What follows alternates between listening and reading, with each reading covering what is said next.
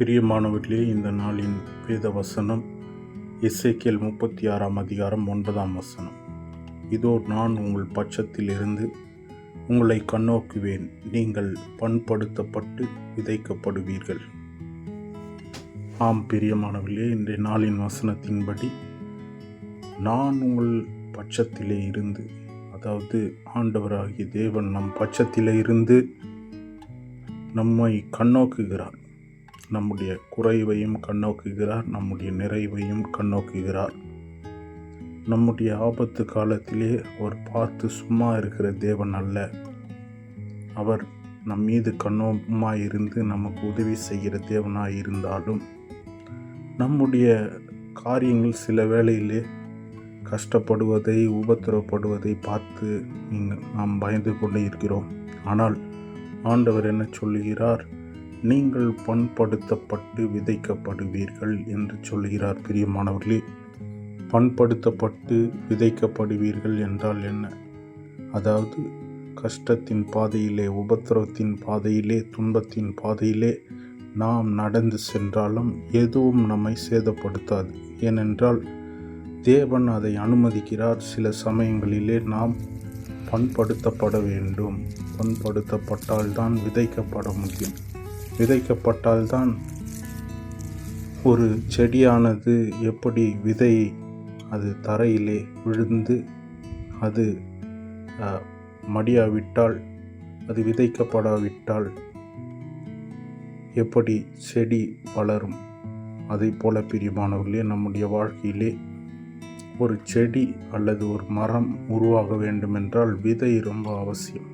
எனவே பண்படுத்தப்பட்ட விதையை தான் நாம் விதைக்கு போடும்போது, பண்படுத்தப்பட்ட நிலத்திலே விதைக்கும் பொழுது அந்த விதையிலிருந்து புறப்பட்டு வருகிறதான செடி, அதிலிருந்து வருகிறதான கிளைகள், பூக்கள், காய்கள், கனிகள், இப்படியாக ஒவ்வொரு பருவத்திற்கும் அது தன்னுடைய நிலையிலிருந்து மாறுபட்டு அதின் காலத்திலே அதின் கனிகளை தந்து இலையுதிராதிருக்கிற மரத்தை போல் அது வளர்கிறது. பிரியமானவர்களே, அதை போல நம்முடைய வாழ்க்கையிலும் ஆண்டவர் ஒரு காரியத்திற்காக நிலத்தை பண்படுத்துகிறார்.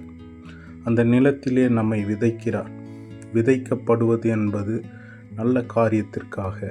அதாவது உங்களுடைய வாழ்க்கையிலே கர்த்தர் ஒரு ஊழியக்காரனாக விதைக்கலாம், அல்லது ஒரு நல்ல ஒரு தொழிலாளியாக கர்த்தர் உங்களை விதைக்கலாம், அல்லது உங்களுடைய வாழ்க்கையிலே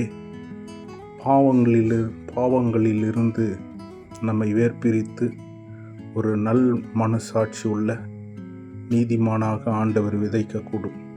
எனவே பல வகையிலே நாம் இதை சொல்லலாம். ஆனாலும் ஆண்டவர் இந்த நாளிலே கொடுத்த வார்த்தை, நான் உங்கள் பட்சத்தில் இருந்து, அதாவது ஆண்டவராகிய தேவன் நம் பட்சத்திலே தகப்பனை போல, தாயை போல, நண்பனை போல, உற்றார் உறவினர்களைப் போல கூடவே இருந்து பட்சத்திலிருந்து உங்களை கண்ணோக்குவேன். அவருடைய கண்கள், அவருடைய இமைகள் நம் மீது இருக்கும். நம் மீது கண்ணோக்குகிற தேவனாயிருக்கிறார். அதை போல கண்ணோக்குவது மட்டுமல்ல, அவர் நம்மை பண்படுத்த, அவருடைய கரத்தினாலே நம்மை பண்படுத்தி நம்மை ஒரு காரியத்திற்காக விதைப்பார்.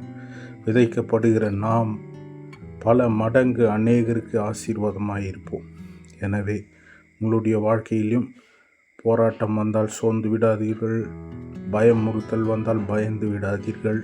திடமானதாயிருந்து கர்த்தர் நம் பட்சத்திலே இருக்கிறார், கர்த்தர் நம் பட்சத்திலே இருக்கிறார் என்ற ஒரு உணர்வோடு, ஆண்டவருடைய பார்வை என் மீது இருக்கிறது என்ற உணர்வோடு, கர்த்தர் உங்களுக்கென்று வைக்கிற அந்த பாதையிலே வருகிற போராட்டங்களை ஜெயித்து வாழ்வதற்கு கர்த்தர் ஒரு காரியத்திற்காக உங்களை பண்படுத்தி கொண்டிருக்கிறார், போராடி கொண்டிருக்கிறார்.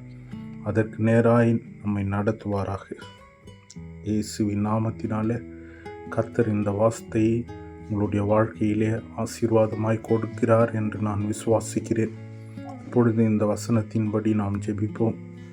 பிதாவாகிய தேவனே, குமாரனாகிய இயேசு கிறிஸ்துவே, பரிசுத்த ஆவியானவரே, இப்பொழுதும் ஆண்டவரே இந்த வார்த்தை கேட்ட ஒவ்வொருவருடைய வாழ்க்கையிலும் ஆண்டவரே, நீர் அவர்கள் பட்சத்திலிருந்து அவர்களை கண்ணோக்கி அவர்களை பண்படுத்தி சரியான நிலத்தை ஆண்டவரே நீர் பண்படுத்துவது போல ஒவ்வொருவரையும் ஒரு காரியத்திற்காய் பண்படுத்துகிறீர், ஆயத்தப்படுத்துகிறீர். அவர்களை விதைத்து அநேகருக்கும் குடும்பத்திற்கும் தனக்கும் ஆசீர்வாதமாக இருக்க கர்த்தர் ஒவ்வொருவரையும் ஆண்டவரை ஸ்தோத்திரம். இந்த வசனத்தின்படி யாரெல்லாம் உடைய வழிகளை ஆண்டவரை கற்றுக்கொள்ள விரும்புகிறார்களோ, யாரெல்லாம் உம்மை தேட விரும்புகிறார்களோ, அவர்களுடைய வாழ்க்கையிலே கர்த்தர் நீர் ஆண்டவரே அவர்கள் பட்சத்திலிருந்து அவர்களை கண்ணோக்கமாய் பாதுகாத்து வழி நடத்துகிறார்.